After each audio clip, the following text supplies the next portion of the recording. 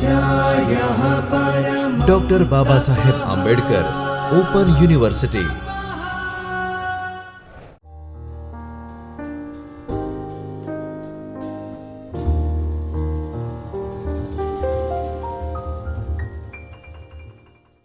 નમસ્કાર મિત્રો, doctor Baba Saheb Ambedkar open યુનિવર્સિટીના જ્યોતિર્મય પરિસરમાં આવેલા ચૈતન્ય સ્ટુડિયોમાંથી હું પ્રોફેસર યોગેન્દ્ર પારેખ, ગુજરાતી વિભાગ, આપની સાથે આજે આત્મકથાનું સાહિત્ય સ્વરૂપ અને ગાંધીજીની આત્મકથા એક ભૂમિકા વાત કરીશું.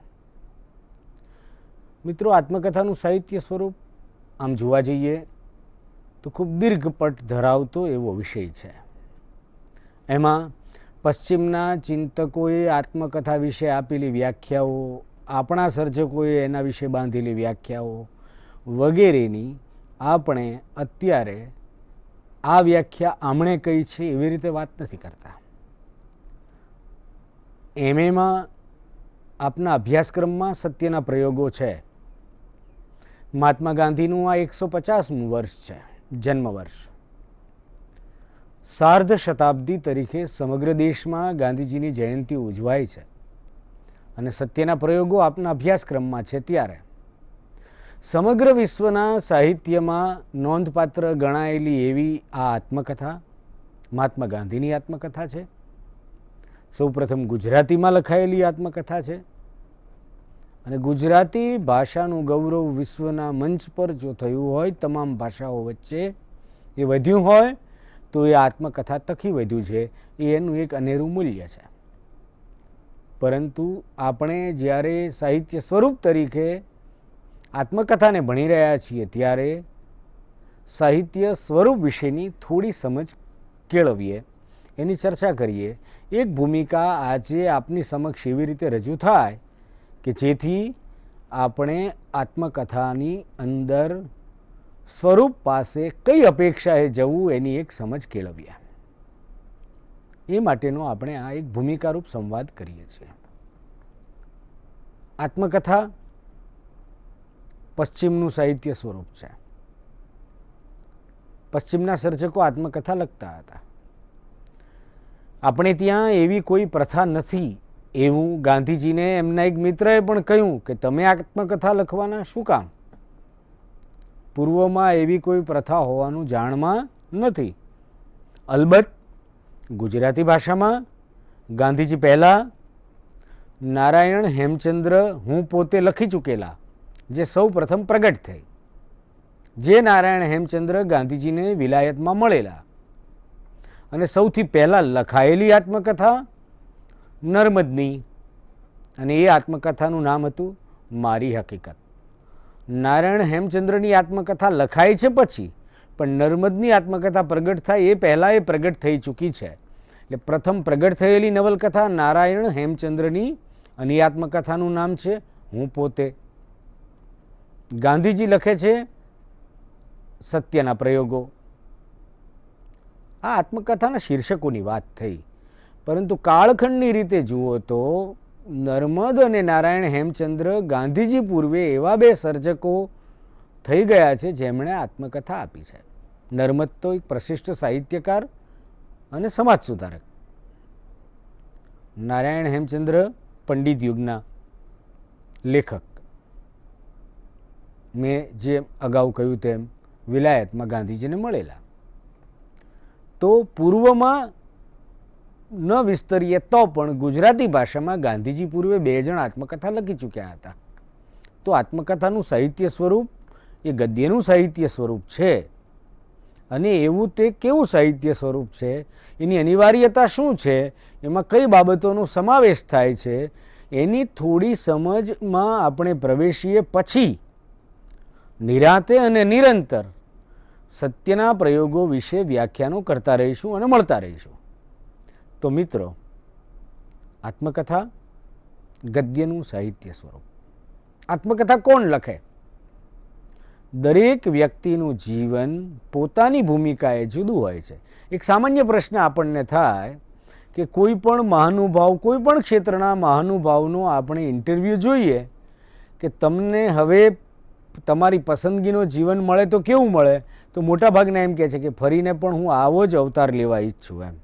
એટલે કે પોતાના જીવનની સફળતા કે સાર્થકતા વિશે લગભગ મોટાભાગના લોકોનો એક ચોક્કસ પ્રકારનો સંતોષ પણ હોય છે, ઘણીવાર વ્યામોહ પણ હોય છે, આનંદ પણ હોય, તૃપ્તિ પણ હોય, કંઈ પણ હોય. માણસ જીવાઈ ગયેલું જીવન ફરીથી જીવવા ઈચ્છે છે. પોતે જે જીવ્યો છે એ બધા વચ્ચે વહેંચવા ઈચ્છે છે. કદાચ આ સંસારમાં એ જેટલા લોકો સમક્ષ પ્રગટ થયો છે એમાંના ઘણા લોકો એને બરાબર ઓળખતા નથી, તો પોતાનું કશુંક પ્રગટ થવાનું બાકી રહી ગયું હોય, પોતાની ઓળખ ઊભી કરવી છે અથવા પોતાની ઓળખ ચોખ્ખી કરવી છે, એવી પણ એક ભૂમિકા આત્મકથા લખનારમાં પડી હોય. હું આમ છું અને મારે આટલું કહેવાનું રહી ગયું છે, એવો પણ એક ભાવ હોય. અથવા જગતમાં મારી વિશેની જે સમજ ફેલાયેલી હોય પણ હું મારી આત્મકથા દ્વારા મારા વિશેની સમજને ચોખ્ખી કરું. એક ધૂંધળું ચિત્ર છે જીવનની આસપાસ, એને હું સ્પષ્ટ રીતે મારા તરફથી રજૂ કરું, આવો પણ એક ખ્યાલ હોય. તારક મહેતાની આત્મકથાનું નામ એક્શન રિપ્લે છે. એક્શન રિપ્લે, જો ક્રિકેટની આ પરિભાષા છે એક્શન રિપ્લે. મેચ જોતા હોઈએ ને કોઈ સરસ મજાનો સિક્સર ફટકારે તો ફરી વખતે આખી મુવમેન્ટને જોવા માટે થઈને રીપ્લે થાય છે. તો એવું રીપ્લે જે છે એ આત્મકથા છે. માણસ ફરીને જીવે છે. પસાર થયેલા જીવનની ગલીઓમાં ફરીને એક પ્રવાસ કરે છે, એક ભ્રમણ કરે છે. અને એ પોતાનો આનંદ, પોતાની વ્યાધિ, પોતાનો સંઘર્ષ, પોતાના પ્રયોગો બધા વચ્ચે વહેંચે છે. આત્મકથા લખનારમાં સત્યનું દર્શન કરવાની નિખાલસતા હોવી જોઈએ. આ એક આદર્શ છે. ઘણી વખત પોતાને વિશે કોઈ વધારે પડતો ખ્યાલ ધરાવતા હોય તો પોતાના વ્યક્તિત્વનું પ્રસ્થાપન કરવા માટે જગતે જો પૂરતી નોંધ ન લીધી હોય તો પોતે જગત સમક્ષ પોતાની એક ચોક્કસ છબી અંકિત કરીને જવી, એવો એક અહંકાર પણ આત્મકથા લખનારની પાછળ પડ્યો હોય છે. ઘણા આત્મકથાકારોને એમ હોય કે મારે આટલું તો કહી જ દેવું છે, આટલું કહેવાને હું પાત્રતા ધરાવું છું, હું યોગ્યતા ધરાવું છું, તો જગત તરફ, જગત સમક્ષ એક નવો અભિપ્રાય મૂકવો પોતાને વિશે, એવો પણ સૂક્ષ્મ કે સ્થૂળ અહંકાર પડ્યો હોય છે. ઘણીવાર અમુક કિસ્સાઓમાં એવું પણ બને છે કે આત્મકથાકાર પોતે શું છે એ બતાવવા માટે, પોતાની સફળતાઓની શરણાઈ વગાડવા માટે અહંકારની એક બહુ મોટી ભૂમિકાએ રજૂ થતો હોય છે. પછી મેં આમ કહી દીધું. એવું ઘણા બધા સર્જકની ઘણી બધી આત્મકથાઓમાં આપણને એવો એક સૂર દેખાય છે. આત્મકથાકાર, દરેક આત્મકથાકાર ગાંધીજી જેવો સત્યનો પ્રવક્તા નથી હોતો. સરેરાશ મનુષ્યથી સહેજ ઊંચા પ્રકારનું જીવનારો માણસ આત્મકથા લખવાનું પસંદ કરે છે. સરેરાશ મનુષ્યના જીવનમાં શું હોય છે? મોટે ભાગે ઘટનાઓ કેવી હોય છે? જન્મ અને મરણ વચ્ચેની. જન્મ, શિક્ષણ, લગ્ન, બે ચાર સુખ દુઃખના પ્રસંગો અને મૃત્યુ. વચ્ચે આવે તો બીમારી, એ સિવાય શું હોય? પણ જેનું જીવન અનુભવ સમૃદ્ધ હોય, પરાક્રમ ભરપૂર હોય, એવી વ્યક્તિની આત્મકથા ભાવિ પેઢીને માટે ઉપયોગી હોય છે, પથદર્શક બને છે, પ્રેરક બને છે. અને એવી વ્યક્તિ આત્મકથા લખે એટલે આપણો એક પ્રશ્ન એ પણ છે કે આત્મકથા કોણ લખે? તો આત્મકથા લખવા માટે આત્મકથાકાર પાસે એક ચોક્કસ પ્રકારની, અને એ માત્ર ભાષાની નહીં પરંતુ આંતરિક સજ્જતા અને સમૃદ્ધિ હોવી જોઈએ. સમૃદ્ધિ પ્રથમ ક્રમાંકે અનુભવની, આંતરિક સમૃદ્ધિ અભિપ્રાયો વ્યક્ત કરતી વખતની એક નમ્રતા, બને તેટલો અહંકાર કે આપ વડાઈનો અંશ ઓગળી જાય અને વ્યક્તિ જેવો છે તેવો પ્રગટ થાય, નિખાલસ હોય, અભિવ્યક્તિમાં પારદર્શિતા હોય, તો એ આત્મકથા લોક હૃદયમાં લાંબા સમય સુધી સ્થાન પામે છે. પરંતુ દરેક જણની આત્મકથા એક સરખું સ્થાન પામતી નથી. જીવન દરેકની પાસે છે. ઘણાનું પોતાનું જીવન પોતાની દૃષ્ટિએ માતબર હોય, પણ જગતને એ જીવનનું કશું કામ ન હોય. એટલે આત્મકથા મોટે ભાગે એવી વ્યક્તિ લખે છે કે જે પોતાના ક્ષેત્રમાં, પોતે જે ક્ષેત્રમાં છે એ ક્ષેત્રમાં નોંધપાત્ર પ્રદાન કર્યું હોય, એની એક ચોક્કસ ઓળખ હોય. એટલે આપણે કહીએ છીએ, અને બહુ જાણીતા શબ્દો છે કે સમયની રેત ઉપર જેના પગલાંની છાપ મજબૂત રીતે અંકિત થઈ હોય તે શબ્દદેહે પોતાનું જીવનનું એક સ્મારક આપે છે. આત્મકથા છે. તેમાં અનિવાર્ય છે સત્ય, અનિવાર્ય છે નિખાલસતા, સિદ્ધિઓ વ્યક્ત કરતી વખતે નમ્રતા, અને કશુંક પ્રેરક લોકો સમક્ષ મૂકી શકાય એવું હોય તો એની વાત, તો એ ભાવિ વાંચનારને, ભાવિ પેઢીને એ ઉપયોગી થઈ શકે, આનંદ પ્રેરક બની શકે. પણ આત્મકથા લખનારે એક સાવધાની એ રાખવાની છે કે પોતે જે સમયખંડમાં જીવ્યા છે એ સમયખંડમાં પોતે પોતાની ભૂલોનું બયાન કરવા માટે, પોતાની ભૂલો પ્રગટ કરવા માટે પોતાને સ્વતંત્રતા છે. અલબત્ત એમ કરવું જોઈએ, પરંતુ પોતે જ બીજા કોઈ મિત્રો કે સ્વજનોની મર્યાદાઓ જાણે છે, એ મર્યાદાઓ તેની પરવાનગી વગર, તેને પૂછ્યા વગર ચિતરી દેવાય નહીં. અન્યની, પોતે જ એની સાથે જીવ્યા છે એવી અન્યની મર્યાદાઓ દર્શાવીને બીજી વ્યક્તિના જીવનની સચ્ચાઈ પ્રગટ કરવા નિમિત્તે પોતે જાણે મહાન સત્ય ઉજાગર કરે છે એમ બીજી વ્યક્તિના જીવનની મર્યાદા કે પીડા વ્યક્ત કરવી જોઈએ નહીં. એટલે આત્મકથા લખનારે આત્મકથા લેખન નિમિત્તે બીજા કોઈનું પણ ગૌરવ ઘટાડવાનો કે તેની છબીને ધૂંધળી કરવાનો પ્રયાસ કરવાનો નથી. કારણ કે એની એક સચ્ચાઈની જે આપણને અપેક્ષા છે એની સાથે સાથે એક વિવેકની પણ અપેક્ષા છે. એટલે સત્યના પ્રાગટ્યમાં પણ વિવેક આવશ્યક છે. ઉદાહરણ તરીકે ગાંધીજીએ એમના જીવનમાં ઘણી ભૂલો કરી, કિશોર વયમાં, યુવાનીમાં. એ બધી ભૂલો એમણે લખી છે, પોતાની ભૂલ તરીકે લખી છે. પરંતુ એમની સાથે કયા મિત્રો હતા ને એમણે પણ કઈ ભૂલ કરી એ એમણે દર્શાવ્યું નથી, મિત્રોના નામ લખ્યા નથી. એવી જ રીતે મણિલાલ નભુભાઈ દ્વિવેદી તો કેટલા મોટા વિદ્વાન અને સમર્થ વેદાંતી. એમણે પોતાની આત્મકથા લખી ત્યારે એમણે પોતાના જીવનની મર્યાદાઓ કે સંબંધોના સ્ખલનોનું જે નિરૂપણ કરેલું તે એટલું બધું બીજાને અસર કરે તેવું હતું કે એમણે પોતે લખેલું કે મારી આત્મકથા જે લખી છે તે 80 વર્ષ પછી પ્રગટ કરજો, કારણ કે બીજાના જીવનને નુકસાન કરે તેમ હતી. હયાત વ્યક્તિઓ વિશે લખવામાં આત્મકથાના લેખકે કાળજી રાખવી જોઈએ. તેથી મણિલાલ નભુભાઈ દ્વિવેદીની આત્મકથાનું સંપાદન થયું છે. ધીરુભાઈ ઠાકરે તેમના પર પીએચડીનો મહાનિબંધ લખ્યો ત્યારે એનું સંપાદન કર્યું છે.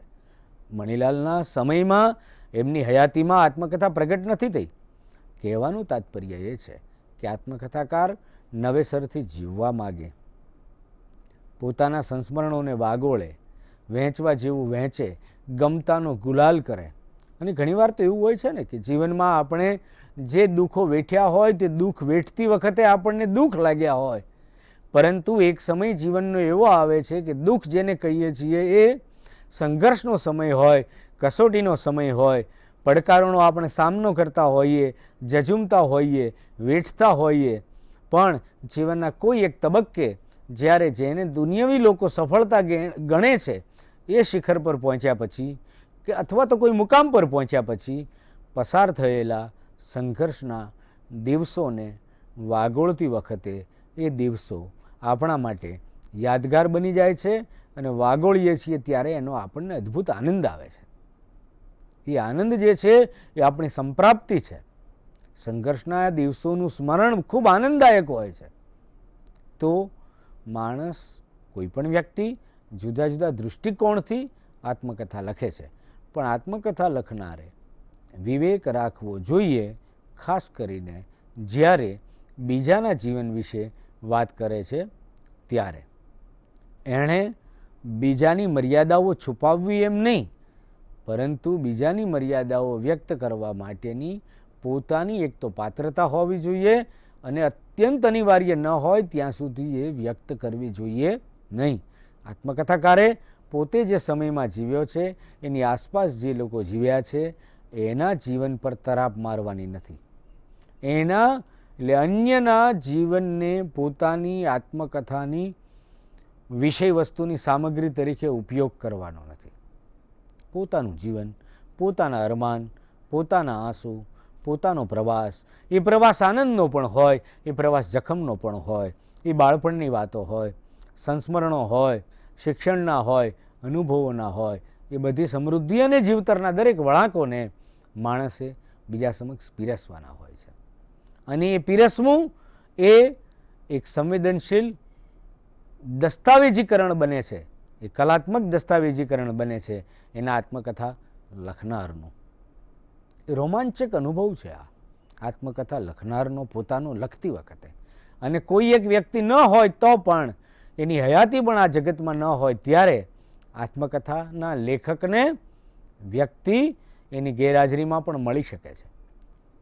સ્વાભાવિક છે. આજે આપણે કલ્પના કરીએ કે ગાંધીજીની આત્મકથા 92 વર્ષ પહેલાં પ્રગટ થઈ હતી. 1927માં પહેલો ભાગ પ્રગટ થયો. ગાંધીજીના અવસાનને 70 વર્ષ થઈ ગયા. પરંતુ આજે પણ ગાંધીજી પોતે આપણી જાડે આપણી સાથે સંવાદ કરતા હોય એવો અનુભવ કરવો હોય તો ગાંધીજીની આત્મકથા વાંચીએ તો આપણને એમ થાય કે ગાંધીજી આપણી સાથે વાત કરી રહ્યા છે. એક વસ્તુનો રોમાંચ છે કે ગાંધીજીએ પોતે જે પોતાની માતૃભાષામાં લખ્યું છે અને આપણે જ્યારે ગુજરાતી છીએ ત્યારે આપણી માતૃભાષામાં આપણે સમજી શકીએ એવી રીતે એ આખી વાત આપણી સામે આવે છે. એટલે આત્મકથાકારનો મેં અગાઉ કહ્યું તેમ સંવેદનશીલ, કલાત્મક, અક્ષરદેહ અને દસ્તાવેજ આપણી સમક્ષ આવે ત્યારે એ અને એમાં પણ એ ગાંધીજી જેવા મહાનુભાવની આત્મકથા એ સમગ્ર વિશ્વનો વારસો બને છે. માત્ર પોરબંદરનો કે ગુજરાતનો કે ભારતનો નહીં, એક અમૂલ્ય વારસો છે. માનવ જાતિના ઇતિહાસમાં અને લગભગ છેલ્લા 1000 વર્ષની યાત્રામાં સૌથી મોટા માણસ તરીકે, સૌથી મહાન માણસ તરીકે જે માણસ જાણીતો થયો આ જગત પર, એ વ્યક્તિએ પોતાની વાત 485 પાનામાં કરી છે. પણ એ જેટલું માતબર અને સમૃદ્ધ જીવ્યા એના પ્રમાણમાં ખૂબ લાઘવથી આ વાત કહેવાય છે. ખૂબ સંકોચથી ગાંધીજીએ લખ્યું છે. આત્મકથા લખતી વખતની એમની ભૂમિકા જે છે એ ભૂમિકા પણ એમણે પ્રસ્તુત કરી છે. એની પ્રસ્તાવના એ આત્મકથાનું સાહિત્ય સ્વરૂપ સમજવા માટેનો એક બહુ મૂલ્યવાન દસ્તાવેજ છે, એક મૂલ્યવાન આધાર છે. પરંતુ આપણે અત્યારે ફરી પાછા આત્મકથા સ્વરૂપની વાત કરીએ તો આત્મકથામાં શું હોય છે? વ્યક્તિનું જીવન. ક્યારથી હોય છે? એને બાળપણથી જે વસ્તુઓ યાદ છે ત્યારથી લખી રહે છે ત્યાં સુધીમાં જેટલી વસ્તુઓ યાદ રહી છે. અને આત્મકથા જન્મથી મરણ સુધીની ક્યારેય હોતી નથી, કારણ કે આત્મકથાનો લેખક તો આત્મકથાકાર પોતે છે. એટલે અહીંયા આપણે પર્ટિક્યુલર જ્યારે ખાસ વાત કરીએ છીએ, સત્યના પ્રયોગોની વાત કરવાના છીએ, આપણે ભણવામાં સત્યના પ્રયોગો છે, ત્યારે આપ જુઓ તો જણાશે કે ગાંધીજી આત્મકથા સળંગ આત્મકથા નથી આપતા. સ્વામી આનંદે એમને કહેલું કે તમે લખવાનું શરૂ કરો અને પછી પૂરું કરીને જ આપો. પરંતુ ગાંધીજીએ કહ્યું કે મારી પાસે એટલો વખત નથી. વિચાર્યું ગાંધીજીએ કે આ આત્મકથા લગભગ સળંગ લખીને એક બેઠકે લખવાની હોય એ રીતે સળંગ વૃત્તાંત આપવું એ તે સમયની ગાંધીજીએ હાથ ધરેલી પ્રવૃત્તિઓના સંદર્ભમાં જોવા જઈએ તો ગાંધીજી પાસે એટલો સમય નહોતો. એ સમયની એમની પાસે એટલી કટોકટી હતી અને વ્યસ્તતા હતી કે એમણે કશુંક લખવું એ તો એમની સાથે જોડાયેલું હતું, પ્રવૃત્તિ સાથે જોડાયેલું હતું. ગાંધીજીએ જીવનમાં સત્યના, સંઘર્ષના અને સત્યાગ્રહના જેટલા પ્રયોગો કર્યા એ વસ્તુઓ અને લોકોને એમણે લખેલા પત્રો અને પુસ્તકો, આ બધાનો સમગ્ર ગાંધીજીના અક્ષરદેહની વાત કરીએ તો 1.5 કરોડ શબ્દો થાય એટલું એમનું લખાણ છે. એટલે ગાંધીજીએ નવજીવન નામનું સામયિક શરૂ કરેલું વિદ્યાપીઠના ઉપક્રમે. જુઓ, નામ પણ કેટલું સરસ છે, નવજીવન. ઊંધું વાંચો, સવળું વાંચો કે અવળું વાંચો, બંને તરફથી થાય નવજીવન.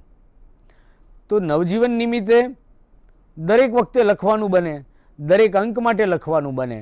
એટલે ગાંધીજીએ એવું વિચાર્યું કે કશુંક તો લખવાનું જ હોય છે, તો પછી નવજીવનના વાચકો માટે સિરીઝ, હપ્તાવાર હું કેમ મારી આત્મકથા જ ન લખું, એમ કરીને ગાંધીજી શરૂ કરે છે. આત્મકથા અને જીવનચરિત્રમાં પાયાનો ફરક સમયનો છે, લખનાર વચ્ચે ફરક છે. જીવન એક જ વ્યક્તિનું છે. ગાંધીજીની આત્મકથામાં ગાંધીજીનું જ જીવન છે, પણ એના લેખક, નાયક પોતે છે, ગાંધીજી પોતે છે. જ્યારે નારાયણભાઈ દેસાઈ બૃહદ જીવન કથા આપે છે, ગાંધીજીની બૃહદ જીવન ચરિત્ર, સમગ્ર વિશ્વમાં સૌથી સમૃદ્ધ અને દળદાર કહી શકાય એવું જીવન ચરિત્ર ગાંધીજીનું જો કોઈએ લખ્યું હોય તો 4 ભાગમાં, મોટા કદમાં નારાયણભાઈ દેસાઈએ મારું જીવન એ જ મારી વાણી એવા 4 ગ્રંથો આપ્યા છે. 4 ભાગમાં. ગાંધીજીએ આત્મકથા 5 ભાગમાં આપી, પણ 5 ભાગ એક જ પુસ્તકમાં સમાવેશ પામે છે, જે આ ગાંધીજીની આત્મકથા સત્યના પ્રયોગોમાં 5 ભાગ છે. પેલા 4 વોલ્યુમ મોટા દળદાર ગ્રંથો છે. તો જીવનચરિત્રમાં નારાયણભાઈ બધી જ બાબતોનો ઉલ્લેખ કરી શક્યા છે, એમના જીવનની અંતિમ પળ સુધી, અંતિમ યાત્રા સુધી, જન્મથી લઈને. ગાંધી કુળ વિશે પણ વાત કરી છે. ગાંધીજીના પ્રતાપી પૂર્વજો વિશે પણ પ્રથમ પ્રકરણમાં લખ્યું છે. કહેવાનું તાત્પર્ય એ છે કે જીવનચરિત્રમાં લેખક જુદો છે, જીવનચરિત્રકાર છે, એની પાસે અભ્યાસ છે ગાંધીજી વિશેનો, સંદર્ભ સાહિત્યનો ઉપયોગ કરવાનો છે, એની મદદ છે. સગા સંબંધીઓ, આર્કાઇવ્સ અને ગાંધીજી જેવા મહાપુરુષ વિશે અનેકવિધ સંદર્ભો, પુસ્તકો, પત્ર સાહિત્ય, ગાંધી સ્મારકો, સરકારી દસ્તાવેજો, તે સમયની જેલો, બધાની મુલાકાત, સંદર્ભ સાહિત્યનો ભરપૂર ઉપયોગ કરીને એક સંપૂર્ણ સંઘેડા ઉતાર એવું જીવન ચરિત્ર નારાયણભાઈ આપી શક્યા. ગાંધીજી તો પોતે જ સંદર્ભથી સભર, પોતે પોતાના જીવન વિશે લખવાનું હતું, એટલે સીધું ગાંધી કુટુંબથી શરૂ કર્યું. પરંતુ પ્રથમ પ્રકરણમાં જે માતા પિતા અને જન્મની વાત કરી દે છે, માતા પિતાના લક્ષણો પણ એમાં તારવી લે છે. આપણે એમાં પછી જઈશું. અત્યારે આપણે આત્મકથાના સ્વરૂપની એક વાત કરી લઈએ, અને પછી ગાંધીજીની પ્રસ્તાવનાની વાત પણ બીજા ખંડમાં આપણે કરીશું. પ્રથમ ખંડમાં આત્મકથાનું સાહિત્ય સ્વરૂપ, પશ્ચિમનું આ સાહિત્ય સ્વરૂપ છે. ગુજરાતીમાં આત્મકથા લેખનની શરૂઆત નર્મદે કરી. સૌ પ્રથમ આત્મકથા નારાયણ હેમચંદ્રની પ્રગટ થઈ. નર્મદની મારી હકીકત, નારાયણ હેમચંદ્રની હું પોતે, ગાંધીજીની આત્મકથા સત્યના પ્રયોગો અથવા આત્મકથા એવા નામથી છે. તો ગાંધીજી પૂર્વે 2 સરસ આત્મકથા આપણને મળી, પરંતુ ગાંધીજીની આત્મકથા સર્વમાં જુદી પડે છે. સમગ્ર વિશ્વ સાહિત્યમાં એમના પોતાના એક મહાકાવ્ય સમા વિરાટ વ્યક્તિત્વના કારણે પણ જુદી પડે છે. નિતરતી પારદર્શિતા, નિખાલસતા અને સત્ય શોધનની એમની વૃત્તિ, જીવનભર સત્યની આરાધના, એમાં પસાર થયેલું જીવન, એના ચડાવ ઉતાર બધું જ આત્મકથામાં આપણને મળે છે. આપણે ગાંધીજીની આત્મકથા વિશે વાત કરવાનું શરૂ કરીએ એ પહેલાં આ આપણી એક આખી સિરીઝ ચાલશે સત્યના પ્રયોગો પર. પણ મિત્રો, એક વસ્તુ જોઈએ કે સમગ્ર સદી પર, 20મી સદી પર અને આજે 21મી સદીમાં ગાંધીજીનું ચરિત્ર, ગાંધીજીનું જીવન એક એવું જીવન છે કે જે તેમના સમકાલીનો, તેમના પછી આવેલા, તેમના અનુગામીઓ અને અત્યારે હયાત હોય એવા અને પોતાના જીવનમાં સક્રિયતાથી પોતાના ક્ષેત્રમાં આગે કદમ કરી રહ્યા હોય એવા અસંખ્ય લોકો, જેમણે પણ આત્મકથા લખવાનું સાહસ કર્યું છે, આત્મકથા લખવાનું વિચાર્યું છે, આત્મકથા લખવાનો પ્રયોગ કર્યો છે, એ દરેકે પોતાના જીવનમાં કોઈ સત્યના પ્રયોગો કર્યો હોય એવું નથી. દરેકે અસત્યના જ પ્રયોગો કર્યા છે એવું પણ નથી. પણ દરેક જણ ગાંધીજી જેવું પારદર્શી, નિખાલસ અને સમૃદ્ધ જીવન જીવી શક્યા હોય એવું નથી. પરંતુ મોટા ભાગની આત્મકથાઓમાં એક બાબત આપણને સાધારણ રીતે સરેરાશ જોવા મળે છે કે દરેકના જીવનમાં ક્યાંક ને ક્યાંક કોઈને કોઈ રીતે ગાંધીજીનો પ્રભાવ છે. મોટા ભાગની આત્મકથાઓમાં ગાંધીજીનો ઉલ્લેખ આવે છે. ગાંધીજીનું ચરિત્ર બધાને માટે એ રીતે પ્રેરક રહ્યું છે, પથદર્શક રહ્યું છે. જીવનના કોઈ વળાંકે એમને મહાત્માનો શબ્દ મળી ગયો છે, મહાત્માની પ્રવૃત્તિ મળી ગઈ છે, મહાત્માની જીવનમાંથી એમને કોઈ દિશા મળી ગઈ છે. એ અર્થમાં પણ સત્યના પ્રયોગો મૂલ્યવાન છે. તો મિત્રો, આત્મકથાના સ્વરૂપની આપણે થોડી એવી વાતો કરી કે જેથી આપને આત્મકથા સમજવા માટે, આત્મકથા જેવા સાહિત્ય સ્વરૂપમાં પ્રવેશ મેળવવા માટે અનુકૂળતા મળે.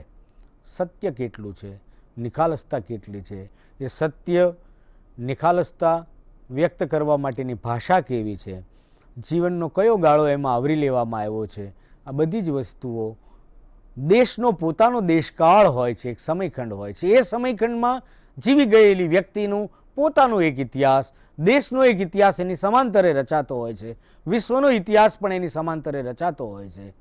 એની અંદર આત્મકથાનો લેખક પોતાને કઈ રીતે મૂકે છે અથવા લેખિકા પોતાને કઈ રીતે મૂકે છે અને પોતાના અનુભવો વિશેનો, પોતાના જીવન વિશેનો એનો અભિગમ કેવો છે, એ દરેક વસ્તુઓનો આપણી પાસે શબ્દદેહે મળતો દસ્તાવેજ એ આત્મકથા છે. ગાંધીજીની આત્મકથા 1927માં પ્રગટ થઈ, પહેલી આવૃત્તિ. એ પછી ગાંધીજી 22 વર્ષ જીવ્યા છે. એ 22 વર્ષની કોઈ આત્મકથા નથી. એ 22 વર્ષનું જીવન વધારે પડકારરૂપ રહ્યું છે. આઝાદી આંદોલનના એક અંતિમ તબક્કાના પછીના દિવસો, 2 દાયકા જેવો સમય, જે આપણને આત્મકથા સ્વરૂપે મળતો નથી, પણ ખુદ ગાંધીજીએ લખ્યું છે. હવેનું મારું જીવન તો ખુલ્લું છે, બધાને ખબર છે. રોજે રોજની વાત છાપામાં આવતી, રોજે રોજની રોજનીશી મહાદેવભાઈ લખતા, મહાદેવભાઈની ડાયરીમાં આપણને મળી રહે. પ્યારેલાલે પૂર્ણાહુતિના 4 ગ્રંથ આપ્યા. બધી જ વસ્તુઓમાં ગાંધીજીનું જીવન એટલી હદે જાહેર થઈ ગયું હતું કે કશું જ ખાનગી નહોતું રહ્યું. પરંતુ જીવનનો એક એવો ખંડ અને દક્ષિણ આફ્રિકાના સત્યાગ્રહનો ઇતિહાસ, 21 વર્ષ દક્ષિણ આફ્રિકામાં ગાળેલા અને પોતાના જીવન ઘડતરમાં ઉપયોગી થયેલા મહાપુરુષો, જીવન અનુભવો, એ બધી વાતોની એક માતબર સમૃદ્ધિ આપણને આ આત્મકથામાં મળે છે. એટલે ગાંધીજીનું 1869થી લઈને 1925-26 સુધીનું જીવન આત્મકથાનો હિસ્સો બને છે. લગભગ 55 વર્ષનું જીવન આપણે કહી શકીએ એટલું એમની આત્મકથામાં આપણને જાણવા મળે છે, માણવા મળે છે, સમજવા મળે છે.